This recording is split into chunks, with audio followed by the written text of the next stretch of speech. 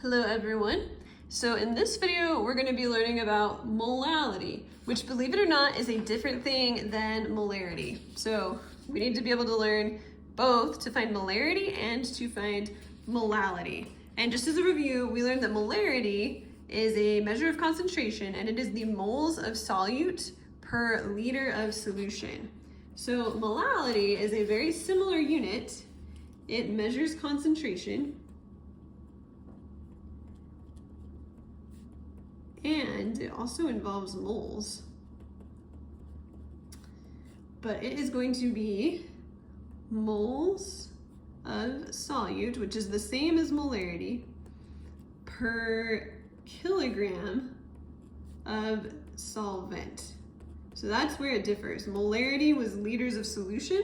Molality is kilograms of solvent. So instead of moles per volume, this is moles per mass. And you might say, why do we have these two units? The answer is because volume, which we use for molarity, is dependent on temperature. So it can change as temperature changes, but mass does not change with temperature. So if we have a situation where temperature's changing a lot, which we will have in a few sections, molality is going to be a more useful unit. So our units are going to be either moles per kilogram, so the compound unit fraction form, or a lowercase m. So again, you got to keep this straight, because molarity, we had moles per liter, or capital M, and then molality, we had moles per kilogram, or lowercase m. And then if we want to write out a formula for it, we could say molality is equal to moles of solute per kilogram of solvent. And often the solvent is water. So I'm just going to put water in parentheses in here. If they're giving you a measurement for water, that's probably the part on the denominator here. And whatever they're dissolving in the water is going to be the solute. So let's do some examples of calculating molality. And there are going to be two methods. Just like when we learned to calculate molarity, there was a streamlined method that was faster but maybe didn't make as much sense. And then there's a step-by-step method that may help you understand what's really going on. So I will show you both. This problem asks us to calculate the molality of a solution of hydrochloric acid where 12.5 grams of hydrochloric acid has been dissolved in 115 grams of water. So it can throw people off a little bit that there are 2 grams, like they give us grams and grams. But one of these is smaller, one of them is bigger. So the smaller one is going to be our solute. So this is going to be what we want on the top of our fraction. The water is going to be the solvent. So again, if it's giving you amount of grams of water, that's probably going to be on the bottom of your fraction. So if we're going to do this in a streamlined way, all in one step, we need to put the solute part on the top and the solvent part on the bottom, because we eventually want to end up with moles of solute over kilograms of solvent. So let's go ahead and set up our dimensional analysis chart. We've got 12.5 grams of HCl over 115 grams of water. And I'm not going to write in the water, but we'll just leave it as 115 grams. So this top needs to turn into moles and the bottom needs to turn into kilograms. So let's go ahead and convert to moles first. The molar mass of HCl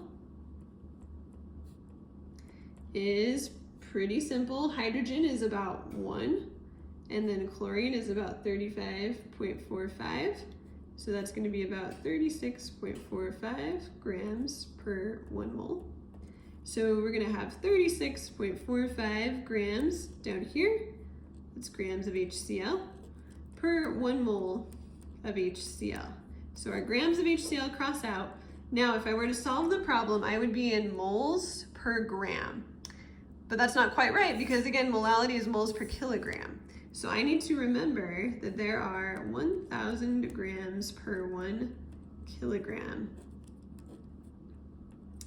And if we multiply across the top, we're going to get 12,500 moles divided by 4,191.75 kilograms. And when you divide that, you get about 2.96, and that's going to be lowercase m, or we can just write moles per kilogram. Okay, that is our streamlined method of finding molality. Now, if it makes more sense to you to break it down into parts, let's do that. So let's say we want to convert, first we want to convert the grams of solute to moles. So we'll just do our 12.5 grams of HCl. And we already know the molar mass is 36.45 grams of HCl per 1 mole. So if we divide 12.5 by 36.45, we're going to get about 0.34 moles of HCl. Step 2 would be to convert grams of water to kilograms. So we've got 115 grams of water. We know there are 1,000 grams per 1 kilogram. So the grams cross out and we'll end up with 0.115 kilograms. And then to get molality, we just need to do moles divided by kilograms, just like it says up here. So we will do 0.34 moles divided by 0.115 kilograms, which will give you that same number that we got up at the top, 2.96 moles, molality, or we can write it as moles per kilogram. Okay, I'm going to show you one more example. This is a faster one. It says, what is the concentration in moles per kilogram of a solution where 2.1 moles of LiCl has been dissolved in 450 grams of water? So we need to remember with molality, we want moles over kilograms. So they have already given us moles. We do not need to convert this. So we don't need to find the molar mass because we only need to do that if they give us grams of solute. Right now, they're giving us moles. So what we can do, we can still set up a dimensional analysis problem. We'd have 2.1 moles of LiCl. That's already good. On the bottom, we could put our 450 grams of water. Now that needs to be kilograms. So all we would need to do is convert the grams to kilograms.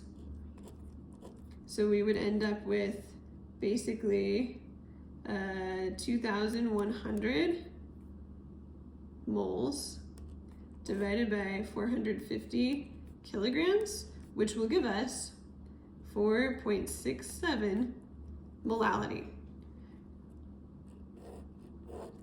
Okay, if we wanted to do this in steps, we don't need to convert the moles at all, but we could convert the 450 grams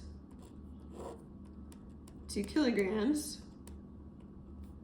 So that equals 0.45 kilograms.